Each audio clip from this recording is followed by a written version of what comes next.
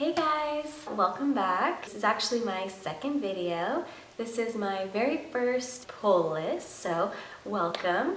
This is the week of, January 11th and 2017. Welcome to the new year. I'm gonna show you the haul that I got yesterday and then give you a little bit of a brief summary, and then I'm gonna have some spoilers afterwards. First up, Motor Crush, and this is issue number 2. This is illustrated by Babs Tarr and written by Cameron Stewart and Brendan Fletcher, and they were the creative minds behind the last series of Batgirl, and as you know, they're kind of my favorite. Creative team switched from DC and came over to Image, and they started their own brainchild. I have both versions. So this one right here was illustrated by Babs, and then this cover is Cameron. But that was last week, so this week is number 2, and this woman right here, her name is Lola. This story is based around Domino. This character right here, she is a motocross racer in the future, and she just stepped onto the professional circuit. By day she races legally, and at night she races illegally. She races for something called Crush, and this Crush is like a illegal drug. We haven't really figured out why she's racing for Crush. Is she a drug abuser? Is she using that to cheat? There's one instance where somebody kind of blows up, and that's kind of graphic. It's really just kind of like an adrenaline action comic. It's wonderfully illustrated, wonderfully written, of course. I would recommend this comic if you are new to comics, if you like racing or motorcycles, something that's new. So obviously what I rate this is going to be 5 out of 5 stars. Shocker. I would recommend getting into this series now while it's still new. The second comic is Spider-Man. Now this is actually issue 12, but it is number 1 in this new story arc.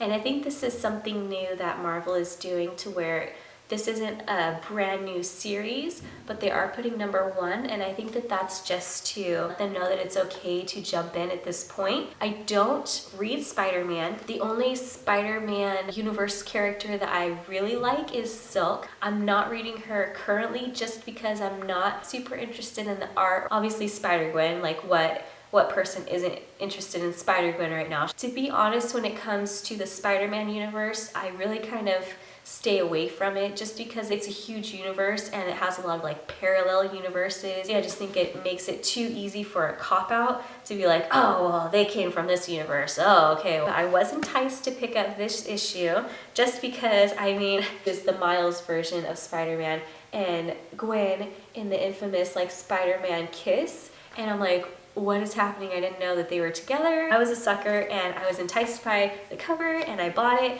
And as far as the content, I didn't really like it because it's exactly what happens in every single Spider-Man comic I feel like I read. There's some sort of crisis and Spider-Man has to travel to another dimension. And at the end it says, to be continued in Spider-Gwen issue 15 or whatever issue. And I'm just like, oh, okay, great. So you're gonna tell us, hey, this cool thing happened, but you're not gonna find out about it until you buy the next issue, which is like super annoying. I'm gonna give it 1 out of 5. It just didn't interest me. So the third comic that I picked up this week is the Mighty Thor, and this is issue 15, and again it is a number 1. I do recommend the previous series, the one that came out I think like 2014, and it was when we first introduced Jane Foster as Thor. Odin's son was no longer worthy of the hammer. I don't know how to pronounce the name, Mjolnir, I don't know. The hammer chooses who is worthy to become Thor. Odin's son has always been it. I don't know why he isn't worthy anymore, but the hammer has chosen Jane Foster, who has been Odin's son's like girlfriend throughout all the series. She was Natalie Portman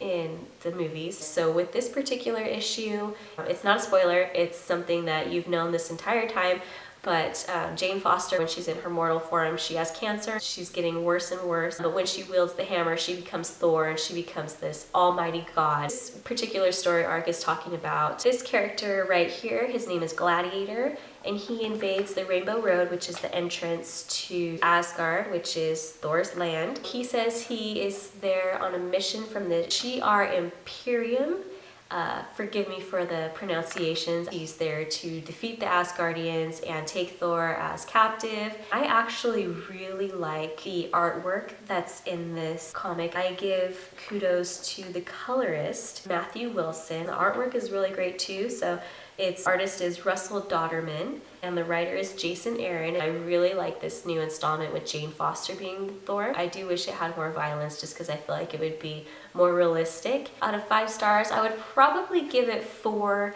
just because the artwork is fantastic, the color is fantastic, what's going to happen to Jane Foster. The 4th comic that I got this week was Scarlet Witch. Now this is one that I've never read before. This is issue number 14. To be honest, this cover was so interesting. I was super enticed by that. I'm kind of one to just walk around and look at covers and just be like, damn, that cover is hella cool. This is another one where I'm really surprised by the color. So the colorist is Chris Brunner, the artist is Sean Crystal, and the writer is James Robinson. In the story, she is paired up with her mother, who is dead, it's like her ghost, and then this character named Agatha, and apparently this character is a ghost as well, so I don't know if she's in this like ghost universe or like afterlife or something.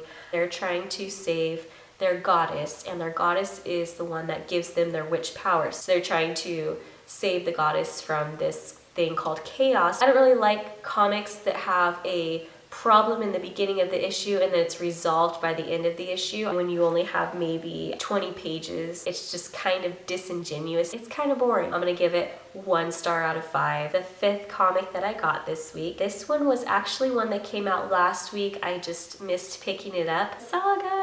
Saga number 41. It's written by Brian K. Vaughan and it's illustrated by Fiona Staples. And if you remember from my introduction video, Fiona Staples is one of my favorite artists. Basically where we're at right now is our favorite little family in Saga. They are living on Fang, which is a planet, and they're just kind of trying to make a living right now while they're still refugees. They have an interaction with Prince Robot, which I will talk about a little bit more with some spoilers. Mark makes another appearance. We actually get some closure about that story. We get another appearance from the Will, Sophie and Lion Cat and Gwen. They did let us know, Brian and Fiona in the back, that this next issue coming out, issue number 42, will be their last issue before they take their yearly hiatus.